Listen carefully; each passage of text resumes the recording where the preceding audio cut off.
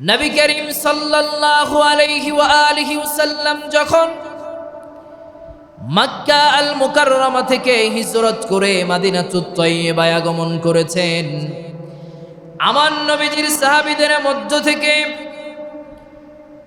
বয়োজ্যেষ্ঠ সাহাবী আমিরুল মুমিনিন খলিফাতুল মুসলিমিন সাইয়েদনা হযরতে ওমর ফারুক রাদিয়াল্লাহু তাআলা আনহু এবং সাইয়েদনা হযরতে মুআজ ইবনে জাবাল রাদিয়াল্লাহু তাআলা আনহু সহ আনসারী সাহাবীদের একটি দল যারা লক্ষ্য করতে পারলেন মানুষ মদ পানের মাধ্যমে তাদের বিবেক বুদ্ধিকে ধ্বংস করে দিচ্ছে এবং অর্থনৈতিকভাবেও ক্ষতিগ্রস্ত হচ্ছে।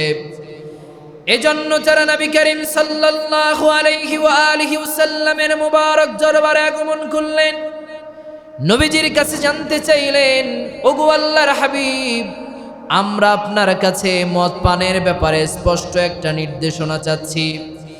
তখন আল্লাহ তাআলা আয়াত নাযিল করে দিলেন, ইয়াসআলুনাকা আনিল খামরি ওয়াল মাইসিরি কুল ফীহিমা ইসমুন কাবীর ওয়া মানাফিউ লিন-নাসি ওয়া ইসমুহুমা আকবারু মিন নাফইহিমা। আল্লাহ পাক আয়াত নাযিল করে দিলেন, ও আমার প্রিয় হাবিব, আপন দোস্ত মুহাম্মদুর রাসূলুল্লাহ সাল্লাল্লাহু আলাইহি ওয়া আলিহি ওয়াসাল্লাম, ইয়াসআলুনাকা আনিল খামরি ওয়াল মাইসির, লোকেরা আপনার কাছে মদ এবং জুয়ার ব্যাপারে জানতে চাইবে, আপনি তাদেরকে বলে দেন, কুল ফীহিমা ইসমুন কাবীর, এই দুইটা জিনিসের ভিতরে তোমাদের জন্য মারাত্মক ভয়াবহ পাপ রয়েছে। ওয়া মানাফিউ লিন-নাস, যদিও মদ এবং জুয়ার ভিতরে তোমাদের জন্য সাময়িক উপকারিতা রয়েছে, তবে জেনে রাখো ওয়া ইসমুহুমা আকবারু মিন নাফইহিমা, এই উপকারের চাইতে ক্ষতির দিকটাই হচ্ছে অনেক বড়। নাউজুবিল্লাহ। আল্লাহ তাআলা বলছেন, ইয়াসআলুনাকা আনিল খামরি ওয়াল মাইসির, ও আমার প্রিয় হাবিব, আপন দোস্ত মুহাম্মদ সাল্লাল্লাহু আলাইহি ওয়াসাল্লাম, লোকেরা আপনার কাছে মদ এবং জুয়ার ব্যাপারে জানতে চাইবে, আপনি তাদেরকে বলবেন, কুল ফীহিমা ইসমুন কাবীর, এই দুইটা জিনিসের ভিতরে তোমাদের জন্য রয়েছে মহাপাপ। কি পাপ? সবাই বলেন, শুধু পাপ নয়, মহাপাপ। ওয়া মানাফিউ লিন-নাস, যদিও মদ এবং জুয়ার ভিতরে তোমাদের জন্য সাময়িক উপকারিতা রয়েছে, তবে জেনে রাখো ওয়া ইসমুহুমা আকবারু মিন নাফইহিমা, উপকারের চাইতে ক্ষতির দিকটাই বেশি। অনেকের প্রশ্ন হতে পারে যে হুজুর, আল্লাহ তাআলা যে বললেন ওয়া মানাফিউ লিন-নাস, মদ এবং জুয়ার ভিতরে তোমাদের জন্য সাময়িক উপকারিতা আছে, এইটা দ্বারা আল্লাহ কি বুঝাতে চাইলেন? প্রশ্ন আছে না যে হুজুর, আমরা জন্মের শুরু থেকে শুনে আসলাম মদ এবং জুয়া এই দুইটা কাজ সমাজের সবচাইতে নিকৃষ্টতম কাজ, ঠিক কিনা? তো আল্লাহ যে বললেন মদ এবং জুয়ার ভিতরে তোমাদের জন্য সাময়িক উপকারিতা আছে, এটা দ্বারা আল্লাহ কি বুঝাতে চাইলেন? প্রশ্ন আছে না নাই? এর তাফসীর করেছেন বাংলা ভাষাভাষী তাফসীর কারক আল্লামা আমিনুল ইসলাম রাহমাতুল্লাহি আলাইহি। তিনি লিখেছেন, মদ পান করলে মানুষের জিহ্বায় এক ভিন্ন রকম স্বাদের অনুভূতি হয়, যা মানুষকে কিছু সময়ের জন্য অন্তরে আনন্দ দেয়, অন্তরকে প্রফুল্ল রাখে। কোনো ব্যক্তির অন্তরে যদি শক্তি না থাকে, কোনো ব্যক্তির অন্তরে যদি বীরত্ব না থাকে, মদ পান করলে কিছু সময়ের জন্য তার অন্তরে সাহস, বীরত্ব ফিরে আসে।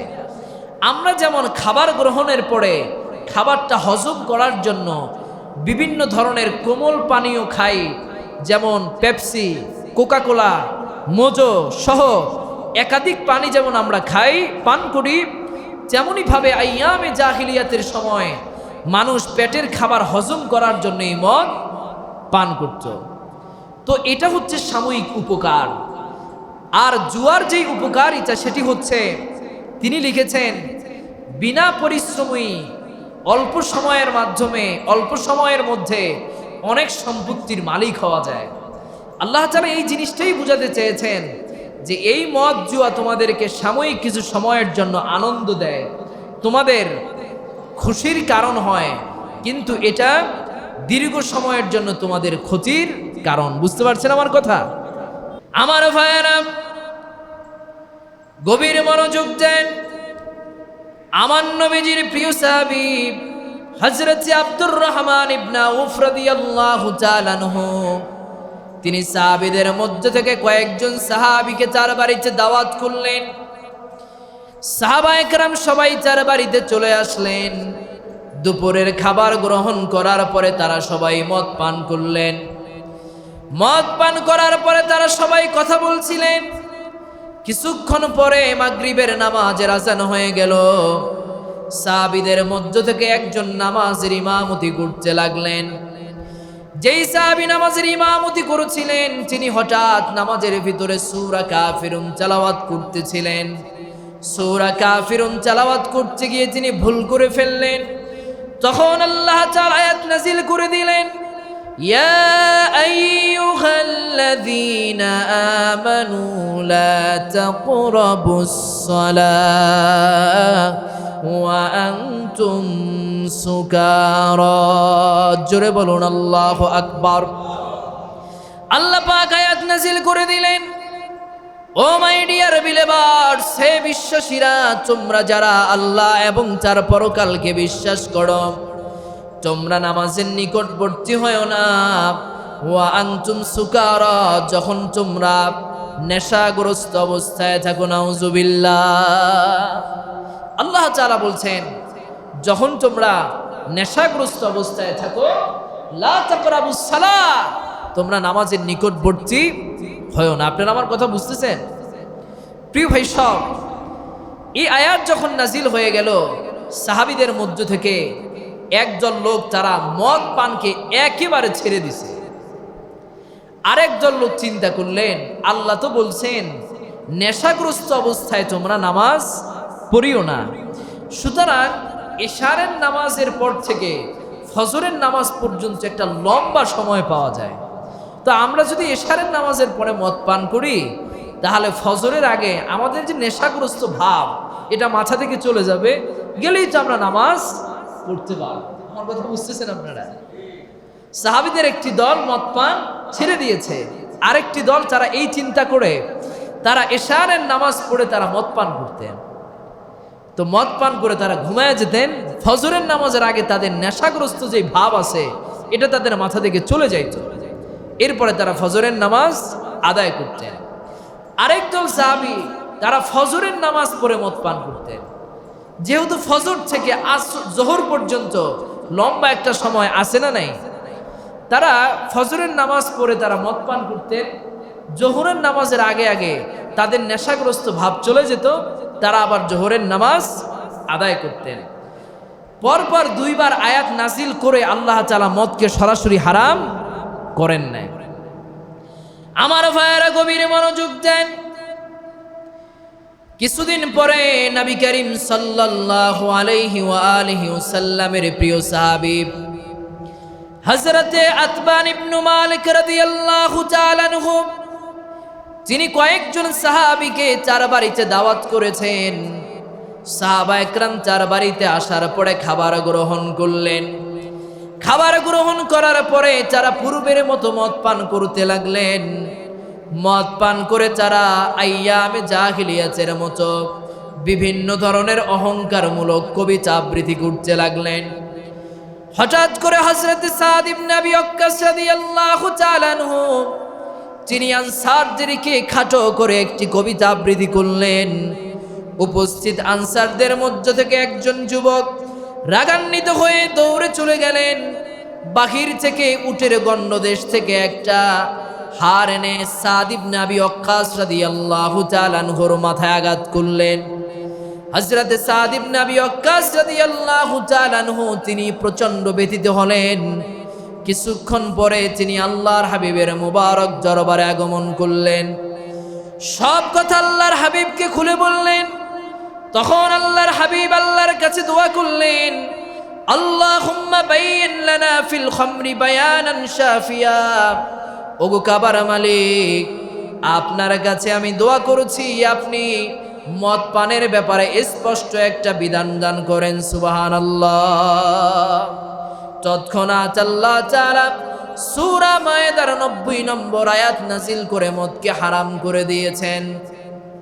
আল্লাহ পাক আয়াত নাজিল করে দিলেন, ইয়া আইয়ুহাল্লাযীনা আমানু ইন্নামাল খামরু ওয়াল মাইসিরু ওয়াল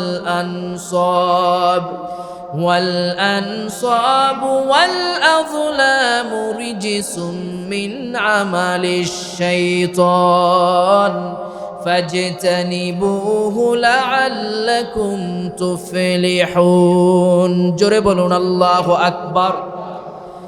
আল্লাহ পাক আয়াত নাযিল করে দিলেন, ও দুনিয়ার মানুষেরা, তোমরা যারা ঈমান এনেছো, পরকালের প্রতি বিশ্বাস স্থাপন করেছো, ইন্নামাল খামরু ওয়াল মাইসির, নিশ্চয়ই মদ এবং জুয়া, ওয়াল আযলামু রিজসুম মিন আমালিশ শাইতান, ভাগ্য নির্ধারণকারী তীরসমূহ, এইগুলো হলো শয়তানের কাজ। ফাজতানিবুহু লাআল্লাকুম তুফলিহুন, তোমরা এইগুলোকে পরিহার করো যাতে করে তোমরা সফলকাম হতে পারো। সুবহানাল্লাহ।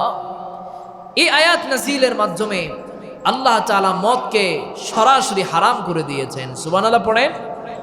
আল্লাহ তাআলা বলছেন, ইন্নামাল খামরু ওয়াল মাইসির, নিশ্চয়ই মদ এবং জুয়া, ওয়াল আনসাবু ওয়াল আযলামু রিজসুম মিন আমালিশ শাইতান, এবং ভাগ্য নির্ধারণকারী তীরসমূহ, এইগুলো সবগুলো হচ্ছে শয়তানি কাজ। কি কাজ?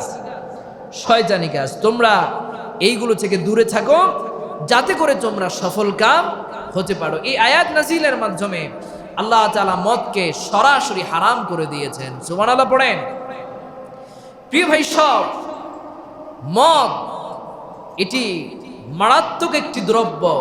নবীজি বলেছেন, কুল্লু মুসকিরিন হারাম, প্রত্যেকটি নেশা জাতীয় দ্রব্যই হচ্ছে হারাম। সুবহানাল্লাহ পড়েন। এই মদ পান করার মাধ্যমে পরস্পরের মাঝে শত্রুতা, বিদ্বেষ সৃষ্টি হয়। দেখবেন যারা মদ পান করে তারা ভাই ভাইয়ের কথা সহ্য করতে পারে না, নিজের আত্মীয় স্বজনের সাথে তার সাথে মিলে না, এমন দৃশ্য আছে না নাই? সেই কথাই আল্লাহ রাব্বুল আলামিন কোরআনে তুলে ধরেছেন, ইন্নামা ইউরিদুশ শাইতানু আন ইউকিআ বাইনাকুমুল আদাওয়াতা ওয়াল বাগদাআ ফিল খামরি ওয়াল মাইসির ওয়া ইয়াসুদ্দাকুম আন যিকরিল্লাহি ওয়া আনিস সালাহ ফাহাল আনতুম মুনতাহুন। জোরে বলুন আল্লাহু আকবার। আল্লাহ পাক বলেন, শয়তান মদ এবং জুয়ার মাধ্যমে তোমাদের ভিতরে শত্রুতা এবং বিদ্বেষ সঞ্চার করতে চায়।